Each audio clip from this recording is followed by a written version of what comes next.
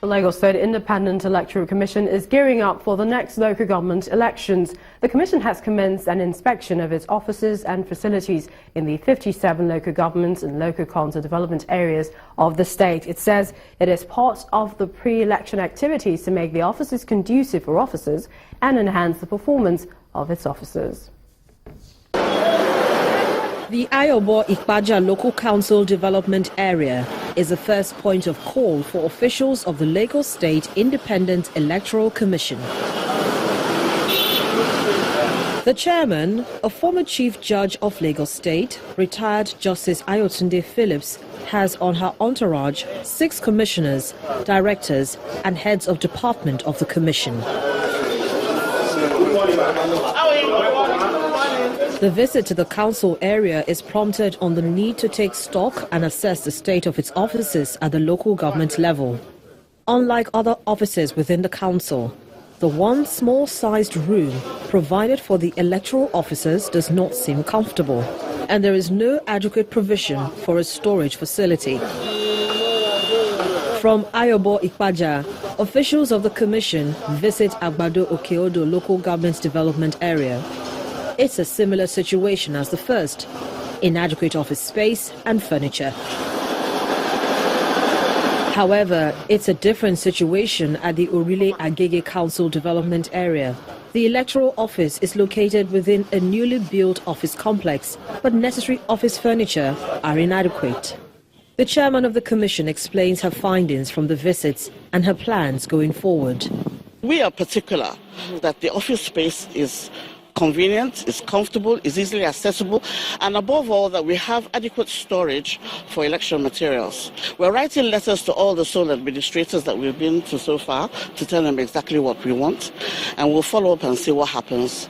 But this is just part of the preliminary preparations towards the elections. Besides physical infrastructure, another area critical to the successful conduct of the elections is manpower and training of election officers. The Commission promises to employ adequate personnel to cover the 20 local government and 37 local council areas. We have a collaboration with an international organization, which is part of the USAID, that has been collaborating with us in training and retraining of our staff. The Lagos State Independent Electoral Commission, which was constituted in June 2016, is yet to fix a date for the next local government elections. And so far, it has only visited 20 local government and LCDAs. It is expected that election date would be announced by the time the visits are concluded. Well, thrilling news. That depends if you're from the Upper Iweka axis of the commercial city of Onitsha, Anambra State, as it will begin to wear a new look. The state government has sealed a 740 million naira deal with Del Trazi Limited to construct an ultra-modern motor park in the area. Governor Obiano says the aim is to address the problem of congestion, help businesses thrive, and boost the state's internally generated revenue. A view from the top shows you much of Upper Iweka area of Onitsha in Anambra State. It's the beginning of good things to come for that commercial axis of the commercial capital of the state. This memorandum of understanding is being signed between the state government and construction firm Del Trazi Limited to build an ultra-modern motor park. The target date of completion for the 740 million naira park is 12 months from the date of commencement. Anything that will improve on the aesthetics and the clean environment in Upper Iweka, I'm always for that. So this project will take out some of those guys who are still in the inner side of the street, that's a good project for me. Apart from the job creation opportunities, it makes sense to have this kind of projects in that environment to warm up the remaining traffic, both from Owerri Road and what have you.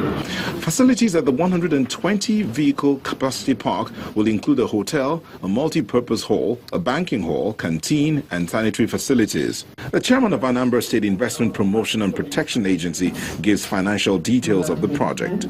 The size of the investment is about $2.34 million US, with the state providing some $703,000 and investor bringing in $1.64 million. There are several benefits attached to this project, like job creation, traffic decongestion, beautification, and growth in internally generated revenue. States will benefit from the value the project is bringing in terms of employment for the Anambra, beautification and clean environment. As Anambra State continues to develop under the present administration, the people are hopeful that challenges usually associated with highly commercialized areas will be dealt with. And still in the southeast, the Imo State government has approved the sum of 2 billion naira as take-off funds for the rehabilitation and construction of major infrastructure in the oil-producing area of Ohaji, Egbema and Oguta local government areas of Imo State. The Imo State Governor, Rochas Okorocha, disclosed this at a meeting with the members of the Imo State Amnesty Committee in Owerri. The meeting is the first since the inauguration of the state's Amnesty Committee in October 2016. Many of the militants in the Niger Delta area of Imo State willingly surrendered their arms for peace. And that was after a hard negotiation between them and the Imo State government. And the good news about that is that no more grain of oil pipeline, as in the case of other Niger Delta regions. So today, the committee has worked for the past 3 months, and we have about 2,800 militants now, fully recorded by this government, and they have their forms filled.